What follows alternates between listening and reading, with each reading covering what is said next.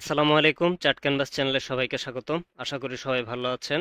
আজকের ভিডিওতে আমরা আপনারা যে স্টকগুলো রিকোয়েস্ট করেছেন ওই স্টকগুলোর থেকে অ্যানালাইসিস দেওয়ার চেষ্টা করব। তো আমরা আমাদের যে ফেসবুক গ্রুপটা আছে, আমাদের গ্রুপে একটা পুল ক্রিয়েট করেছি, যেই পুলের থেকে টপ 5টা স্টক নিয়ে আমরা কথা বলবো। আপনারা যারা এখনো আমাদের ফেসবুক গ্রুপে জয়েন করেন নাই, তারা আমাদের ফেসবুক গ্রুপে জয়েন করে নিতে পারেন। এই ভিডিওর ডেসক্রিপশনে আমাদের ফেসবুক গ্রুপের লিঙ্কটা দেওয়া থাকবে। তো ভিডিও শুরু করার আগে আমি একটা ডিসক্লেমার দিয়ে নিচ্ছি, এই ভিডিওতে আমি কোনো স্টক বাই বা সেল করার কোনো পরামর্শ দিচ্ছি না। এটা এডুকেশনাল পারপাসে তৈরি করা একটা ভিডিও। এই ভিডিও দেখে কেউ কোনো ধরনের ইনভেস্টমেন্ট ডিসিশন নেবেন না। মনে রাখবেন, পুঁজিবাজার ঝুঁকিপূর্ণ, জেনে ও বুঝে বিনিয়োগ করতে হবে আপনাকে।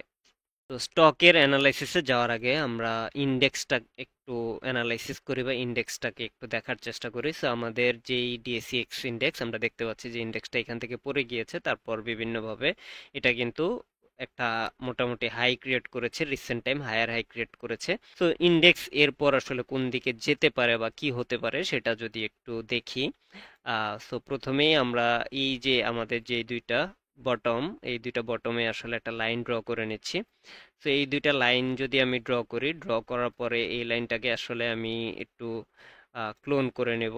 সো ক্লোন করে নিলে আমি এইখানে দেখতে পাচ্ছি যে এই যে টপ যে পার্টটুকু, সো এইখানে কিন্তু মোটামুটি আমি যদি ক্লোজিং ধরি, ক্লোজিং ধরলে কিন্তু আসলে দেখা যাচ্ছে এই বরাবরেই কিন্তু বা এই বরাবর একটা চ্যানেল ক্রিয়েট করে আপাতত আমাদের ইন্ডেক্স আগাচ্ছে।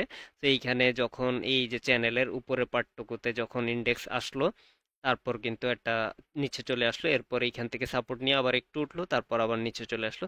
তো এই চ্যানেলের মধ্যেই আমাদের ইন্ডেক্স চলতেছে আপাতত।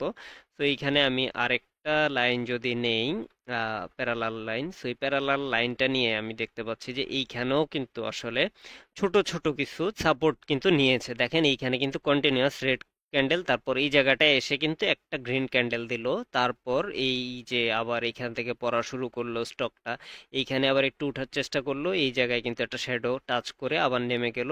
পরে এই জায়গাটা এসো, দেখেন এই জায়গাটাও একটু, আমরা যদি এটাকে, আমরা যেহেতু ডে চার্টে দেখতেছি, আমরা আওয়ার চার্টে দেখলে হয়তো ইফেক্টটা আরো বেশি দেখতে পারবো, বাট আমি আপাতত আওয়ার চার্টে যেতে চাচ্ছি না। সো ডে চার্টে যদি দেখাই যে এখানে কিন্তু গ্রিন ক্যান্ডেল ছিল, তারপর এই জায়গাটায় টাচ করে কিন্তু আবার কিছুটা একটা ফল ব্যাক করে তারপর আবার উঠে গেল ইন্ডেক্স। তো এইখানে আমরা দেখতে পাচ্ছি যে এরপর আবার এই জায়গাটায় এসে কিন্তু ইন্ডেক্স একটা সাপোর্ট নিল, আবার একটু উঠে আবার এখানে সাপোর্ট নিল। নেক্সট আমার একটা এক্সপেকটেশন ছিল যে ইন্ডেক্স হয়তো এতটুকু পর্যন্ত আসতে পারে, বাট এখন পর্যন্ত দেখা যাচ্ছে যে একটা মোটামুটি একটা গ্রিন ক্যান্ডেল দেখা যাচ্ছে। সো এই গ্রিন ক্যান্ডেলও কিন্তু ভলিউম কিন্তু বেড়েছে, এটা কিন্তু একটা পজিটিভ দিক। সো এরপর যে ইন্ডেক্স আর একটু পড়বে না বা আর একটু পড়বে, পড়া সম্ভব না এটা আমি বলছি না। তো এই যে হাইটা, এই যে এই জায়গার যে হাইটা, এটার উপরে গেলে আমরা হয়তো ছোট একটা সুইং হাই হয়তো পাবো। সো তখন হয়তো এই নিচে আসার চান্স একটু কমে যাবে বা সাময়িক সময়ের জন্য, বাট নেক্সট দিন হয়তো বা এর পরের দিনও যদি এখানে চলে আসে, অবাক হওয়ার কিছু থাকবে না। তবে আমার এক্সপেকটেশন থাকবে যে এই সাপোর্ট লাইনটা থেকে বা এই যে লাইনটা ড্র করলাম, এই লাইন থেকে ইন্ডেক্স হয়তো সাপোর্ট নেবে। তো এবার আমরা স্টকের প্রেডিকশনে আসা যাক। তো এইখানে আমরা টোটাল আমাদের গ্রুপে মেম্বার এখনো অনেক কম, মাত্র 26 মেম্বার। যারা এখন আমাদের গ্রুপে অ্যাড হন নাই, প্লিজ আমাদের গ্রুপে অ্যাড হয়ে নেবেন। এই ভিডিওর ডেসক্রিপশনে আমি গ্রুপের লিংক দিয়ে দিব। তো এখানে টোটাল 20টা ভোট পড়েছে। সো এর মধ্যে আমি দেখতে পাচ্ছি যে আমরা নেট এবং সিম টেক্সট এই দুইটাতে সর্বোচ্চ ভোট এসেছে। সো আমরা আপাতত এই দুইটা প্রথমে দেখে আসি। সো আমরা প্রথমে যদি দেখি আমরা নেট, সো আমরা নেটের ক্ষেত্রে আমরা দেখতে পাচ্ছি যে আমরা নেটের কিন্তু এই যে আমরা নেট স্টকটার দেখেন, এইখান থেকে কিন্তু স্টকটা একটা লম্বা ডাউনফল হয়েছে। সো এই জায়গাটার আমি আগে প্রথমে এই জায়গাটার ব্যাপারটা একটু বলে নেই। এই জায়গায় যেটা ছিল যে এই স্টকটা এই জায়গায় এসে কিছু রাইট শেয়ার ইস্যু করে। সো ওই রাইট শেয়ার ইস্যু করার কারণে এই স্টকটার প্রাইস কিন্তু হিউজ কমে যায়। আর রাইট শেয়ার ইস্যু হওয়ার কারণে আসলে তার শেয়ার সংখ্যাও বেড়ে যায়। একই সাথে তার যে রাইট শেয়ার ছিল, রাইট শেয়ারটা আসলে 30 টাকা করে ইস্যু করা হয়েছিল। তো এই কারণে কিন্তু এই স্টকটা কিন্তু তার যেই প্রাইস 30 টাকা রাইট শেয়ার, সে কিন্তু ওই 30 টাকার কাছাকাছি প্রাইস চলে এসেছিল। তো এখন আপাতত এই স্টকটা কিন্তু একটু তার যেই একটা রেঞ্জ ছিল বা তার যে একটা কারেকশন ছিল ওইখান থেকে ব্যাক করার ট্রাই করতেছে, বাট আমরা রিসেন্ট টাইমে দেখতে পাচ্ছি যে এই স্টকটা কিন্তু অনেকটা কমে গিয়েছে। সো আমরা আমাদের চ্যানেলে একটা ভিডিও দেয়া আছে পজিশন ট্রেডের জন্য 5টা স্টক সাজেশন, ওই ভিডিওতে আমরা কিন্তু আমরানেট সাজেস্ট করেছিলাম। আপনারা যারা ওই ভিডিও দেখেন নাই, আমি এই জায়গায় ওই ভিডিওটা অ্যাড করে দিব, আপনারা চাইলে ওই ভিডিও থেকে দেখে নিতে পারেন। তো যেহেতু এই স্টকটা নিয়ে আমরা আগেও আলোচনা করেছি, আমি আজকে এই স্টকটার ফান্ডামেন্টাল কোনো ডেটাতে যাব না, কারণ এই স্টকটার ছোটখাটো বা মোটামুটি ওভারভিউ থেকে একটা ফান্ডামেন্টাল ডেটা কিন্তু এই ভিডিওতে বলা আছে, বা আগের যে ভিডিওটা ওই ভিডিওতে বলা আছে। তো আমি এখন মোটামুটি টেকনিক্যাল পার্সপেক্টিভেই থাকবো। সো টেকনিক্যাল পার্সপেক্টিভে যদি থাকি, দেখতে পাচ্ছি যে এইখানে কিন্তু এই স্টকটা কিন্তু মোটামুটি একটা হাইয়ার হাই ক্রিয়েট করেছে। সো একটা মোটামুটি আপ ট্রেন্ডের ফার্স্ট যে কন্ডিশন, সেই কন্ডিশনটা সে ফুলফিল করেছে। সেকেন্ড যে কন্ডিশন, যে এই কোম্পানিটাকে একটা হাইয়ার লো ক্রিয়েট করতে হবে, অথবা লোয়ার লো ক্রিয়েট করা যাবে না। সো এই কোম্পানিটা যদি 31 টাকা 50 পয়সার নিচে চলে যায়, তার মানে কিন্তু তার যেই আপ ট্রেন্ডের যেই একটা সিগন্যাল সে দিয়েছে ওটা কিন্তু ব্রেক করবে, বা ওই সিগন্যালটা কিন্তু আর অ্যাপ্লিকেবল থাকবে না। সো এই ক্ষেত্রে আসলে এখন এই কোম্পানিটাতে যদি কেউ এন্ট্রি নিতে চায়, সেক্ষেত্রে তার স্টপ লস হবে 31 টাকা 50 পয়সার নিচে যে কোনো একটা পজিশনে। তো এই বক্সের মধ্যে কিন্তু এই স্টকটা কিন্তু তার সাপোর্ট লেভেলে খুব স্ট্রেংথ দেখাচ্ছে, যে এই জায়গাটার থেকে কিন্তু বা এই জায়গার নিচে কিন্তু এই স্টকটা আসতেছে না। তো এই জায়গাটায় কিন্তু এই স্টকটা মোটামুটি ভালো ভলিউম নিয়ে কিন্তু ট্রেড হচ্ছে এই জায়গাগুলো। তো বাট লাস্ট দিন কিন্তু একটা বড় রেড ক্যান্ডেল ছিল এবং ভলিউমটা একটু বড় ছিল। সো আমরা নেক্সট দিন হয়তো দেখতে পারি যে এই রেঞ্জটার সে নিচের দিকে ব্রেকআউট দেয় কিনা। যদি না দিয়ে যদি উপরের দিকেই উঠে যায়, অথবা যদি সেম জায়গায় থাকতে পারে, সেটা কিন্তু এই সাপোর্টটার জন্য আরেকটু স্ট্রেংথ প্রমাণ করবে। সো এই স্টকটা যদি কারেন্টলি কেউ এন্ট্রি নিতে চায়, তার জন্য হয়তো এন্ট্রি পয়েন্ট হবে এইটা। আর তার স্টপ লস হবে ধরেন 31 টাকা 50 পয়সার নিচে যদি ক্লোজিং দেয়। আর তার টার্গেট প্রফিট আমরা যদি এইখান থেকে দেখি, যে তার যদি এন্ট্রি পয়েন্ট এটা হয়, তার স্টপ লস যদি এখানে হয়, আর তার জন্য টার্গেট প্রফিট যদি আমরা প্রিভিয়াস হাইতেও ধরি, বা এই যে রিসেন্টলি যে হাইটা ক্রিয়েট করেছে মানে 40 টাকা, সেক্ষেত্রে কিন্তু তার রিস্ক রিওয়ার্ড রেশিও থাকতেছে 2.38 এর মতো আসলে। তো 3.8। আর আমরা যদি এটাকে আরেকটু নামিয়ে আনি, সেক্ষেত্রে আমরা যদি 2 রাখার চেষ্টা করি, 2 রাখলেও কিন্তু তার টার্গেট 39 টাকা যদি হয়, সো সেক্ষেত্রেও কিন্তু তার রিস্ক রিওয়ার্ড রেশিও 2 থাকতেছে। সো এটা কিন্তু খুবই ভালো একটা রিস্ক রিওয়ার্ড রেশিও, এবং 39 কিন্তু অ্যাচিভেবল, কারণ আমরা দেখতে পাচ্ছি যে 11ই অগাস্ট সে কিন্তু 40 টাকা পর্যন্ত উঠেছিল। সো এই ক্ষেত্রে মোটামুটি এই স্টকটাতে নতুন করে এন্ট্রি নেওয়ার মতো একটা স্টক। আর যাদের কাছে অলরেডি আছে, তারা হয়তো কিছুদিন হোল্ড করতে পারেন, স্টপ লস হিট করলে এই স্টকটা থেকে বের হয়ে। এরপর আমরা সিমটেক্স এই স্টকটা একটু দেখে নেই। সো সিমটেক্স এই স্টকটা আমরা দেখতে পাচ্ছি যে সে কিন্তু একটা রেঞ্জের মধ্যে অনেক দিন ধরেই আছে। সো এইখানে আমরা দেখতে পেলাম যখন ফ্লোর প্রাইস ছিল, এই স্টকটা অনেক নিচে চলে এসেছিল, তারপর হিউজ একটা রিটার্ন দিয়েছে, তারপর অনেকটা নিচে নেমে গেল। তারপর যেটা হলো যে আসলে এই জায়গাটায় এই স্টকটা কিন্তু একটা রেঞ্জ ক্রিয়েট করে ফেলেছে, এই যে রেঞ্জটা। সো এই রেঞ্জে এখন কিন্তু আমরা রিসেন্ট টাইমে দেখতেছি যে এই রেঞ্জের নিচের দিকে ব্রেকআউট দেওয়ার এবং স্ট্রং ভলিউম নিয়ে ব্রেকআউট দেওয়ার কিন্তু একটা চেষ্টা সে করে যাচ্ছে। তো এই চেষ্টায় সে সফল হতে পারবে কিনা সেটা দেখা যাক। এই যে এর নিচে যদি ব্রেকআউট দেয়, বা এই ব্রেকআউটটা যদি নিচে হয়ে যায়, বা এখানে যদি একটা মোটামুটি ক্যান্ডেল, ফুল ক্যান্ডেল নিয়ে যদি সে এর নিচে ব্রেকআউট দিতে পারে 20 টাকার নিচে, তাহলে হয়তো এই স্টকটার নেক্সট টার্গেট হবে বা নেক্সট গন্তব্য হবে এই যে 18 টাকার আশেপাশে। সো 18 থেকে 20 টাকার মধ্যে। সো এই স্টকটার ক্ষেত্রেও যদি আমরা বলি, এই স্টকটাতে কিন্তু এই যে রেঞ্জটা, এই রেঞ্জ ওয়াইজ সে কিন্তু 25 টাকা পর্যন্ত তার একটা প্রফিট টার্গেট ধরা যেতে পারে। সো এই জায়গাটা যদি আমরা ধরি যে এইখানে যদি নতুন করে কেউ এন্ট্রি নেয় এবং 25 টাকা যদি তার টার্গেট হয়, আর আমরা যদি তার স্টপ লসটা ধরি যে 18 টাকার নিচে ধরলাম, আরো নিচে আসলে সে আরেকটু অ্যাভারেজ ডাউন করলো, ফুল এন্ট্রি না নিয়ে কিছু এন্ট্রি নিল, আরেকটু অ্যাভারেজ ডাউন করলো। 18 টাকা যদি সে অ্যাভারেজ করে ফেলতে পারে, তার কিন্তু অ্যাভারেজ কস্ট 19 টাকায় চলে আসবে। সেক্ষেত্রে কিন্তু তার রিস্ক রিওয়ার্ড রেশিও আরো বেড়ে যাবে, বাট আমরা ধরে নিলাম 20 টাকাতেই রিস্ক রিওয়ার্ড রেশিও।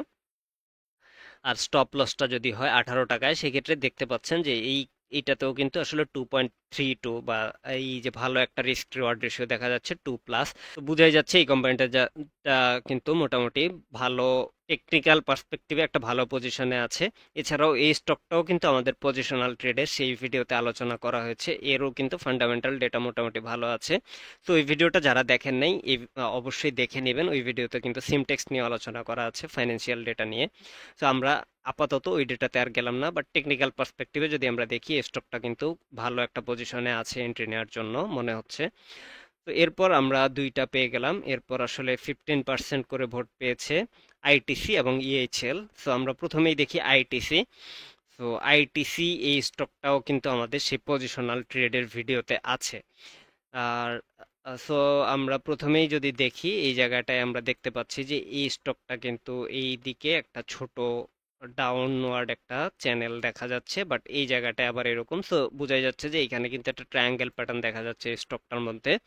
এবং বর্তমানে এই স্টকটা কিন্তু সেই ট্রায়াঙ্গেল প্যাটার্নের বটমেই কিন্তু আছে। সো এই ক্ষেত্রে এই স্টকটাতে যদি এই জায়গায় কেউ এন্ট্রি নেয় এবং সে যদি তার যে প্রিভিয়াস ট্রায়াঙ্গেলের বটম ছিল ওই জায়গাটায় যদি স্টপ লস সেট করে, আর এই যে যদি ভিতরেও ধরে, আসলে ট্রায়াঙ্গেলের ভিতরেও যদি ধরি আমরা, সেক্ষেত্রে দেখা যাচ্ছে যে রিস্ক রিওয়ার্ড রেশিও 1.8। বাট এই স্টকটা যদি তার যেই ট্রায়াঙ্গেলটা আছে এই ট্রায়াঙ্গেল যদি ব্রেকআউট দেয় বা ব্রেকআউট যদি দিতে পারে, সেই ক্ষেত্রে কিন্তু রিস্ক রিওয়ার্ড রেশিও অনেক হয়ে যাবে এবং সেটা কিন্তু অনেক বেশি আনএক্সপেক্টেড হবে না। কারণ রিসেন্টলি 2024 সালেই কিন্তু আমরা এই স্টকটাকে 60 টাকা পর্যন্ত যেতে দেখেছি। সো এটা যদি 60 টাকা হয় তাহলে কিন্তু এই স্টকটাতে কিন্তু এখন আপসাইড আছে অলমোস্ট 45%। এবং কিন্তু রিস্ক রিওয়ার্ড রেশিও যদি আমরা ওই জায়গাটায় ধরি এবং অথবা যদি আমরা একদম লোয়ার লোতে যদি ধরি, সো আমাদের কিন্তু তারপরও রিস্ক রিওয়ার্ড রেশিও 5-এর মতো আছে। সো এটা কিন্তু খুবই ভালো একটা এন্ট্রি পয়েন্ট বোঝা যাচ্ছে। এবং এই স্টকটাও কিন্তু আমাদের সেই পজিশনাল ট্রেডের ভিডিওতে আলোচনা করা হয়েছে। তো এটারও কিন্তু ফাইন্যান্সিয়াল ডেটা খুবই ভালো, আমরা এক্সপেক্ট করতেছি যে ফোর্থ কোয়ার্টারও ভালো ডেটা আসবে এবং এই স্টকটা তার অ্যানুয়াল রিপোর্টে একটা ভালো ডেটা দেখাতে পারবে। তো এ পর্যায়ে আমরা ইএইচএল স্টকটা দেখে নিব। এই স্টকটা আমাদের সেই পজিশনাল ট্রেড ভিডিওতে ছিল না, ইএইচএল। তো ইএইচএল এর ক্ষেত্রে আমরা দেখতে পেলাম যে রিসেন্ট টাইমে বা ফোর্থ কোয়ার্টারের ডেটাটা খারাপ আসার কারণে ওভারঅল অ্যানুয়াল ইয়ার 2024 যেটা বা 2023 2024 যেটা মানে বা 23-24, তো এই 23-24-এর ডেটা খারাপ আসার কারণে এই দিন কিন্তু সে ইপিএস ডিক্লেয়ার করে। ডেটা খারাপ আসার কারণে খুব বাজেভাবে স্টকটা ফল করে, তার কিন্তু আর্নিংস এবং ডিভিডেন্ড দুইটাই কমে গিয়েছে। সো স্টকটা ফল করে এবং নিচে একটা জায়গায় আপাতত সাপোর্ট নিচ্ছে। এখন এই জায়গাটায় যেহেতু আর্নিংস খারাপ আসার কারণে এই স্টকটার মধ্যে একটা নেগেটিভ সেন্টিমেন্ট চলে এসেছে। এই জিনিসটা এইখানে যাদের এন্ট্রি আছে তারা এই জায়গাটার থেকে ব্যাক করতে কতদিন টাইম লাগবে সেটা একটু দেখা যাক। তবে হ্যাঁ, গুড সাইন হলো যে এই স্টকটা কিন্তু এখন মোটামুটি একটু স্টেবল হওয়ার ট্রাই করতেছে, আর যার যে নেগেটিভ সেন্টিমেন্ট ছিল সেটা কিন্তু কমে আসতেছে। বাট আমরা দেখতে পাচ্ছি যে আগে এই যে এই লেভেলগুলাতে, যে লেভেলগুলোর থেকে কিছুটা হলো রিটার্ন দিয়েছে, সো ওই লেভেলগুলাতেই কিন্তু স্টকটা এখন আছে। সো আশা করা যায় যে এই রেঞ্জটা, এই স্টকটা হয়তো তার জন্য একটা স্ট্রং সাপোর্ট জোন হিসাবে ক্রিয়েট করবে। সো এই রেঞ্জের নিচে এই স্টকটা হয়তো না যাওয়ার চেষ্টা করবে, মিনওয়াইল যদি কোনো ব্যাড নিউজ না আসে। সো এইখান থেকে হয়তো বা এই স্টকটা একটা ভালো রিটার্ন দিবে, এরকমটাই আমাদের এক্সপেকটেশন। তবে খুব বেশি বা অনেক ভালো রিটার্ন দিবে এরকমটা এক্সপেক্ট করা উচিত হবে না, কারণ এই স্টকটার কিন্তু ফাইন্যান্সিয়াল পজিশন তেমন একটা ভালো মনে হচ্ছে না। তো এখন আমরা একটা স্টক আরো একটা স্টক নিতে হবে, আমরা যেহেতু বলেছি 5টা স্টকের অ্যানালাইসিস করব। সো এরপর আমাদের আছে আনোয়ার গ্যালভানাইজিং এবং এফিকে ডিল। সো আমরা এই দুইটার থেকে আমরা এফিকে ডিল যদি নেই সেক্ষেত্রে আসলে টেক্সটাইল সেক্টরের দুইটা হয়ে যায়। আমরা আনোয়ার গ্যালভানাইজিংটা নিচ্ছি, এটা ইঞ্জিনিয়ারিং সেক্টরের একটা স্টক।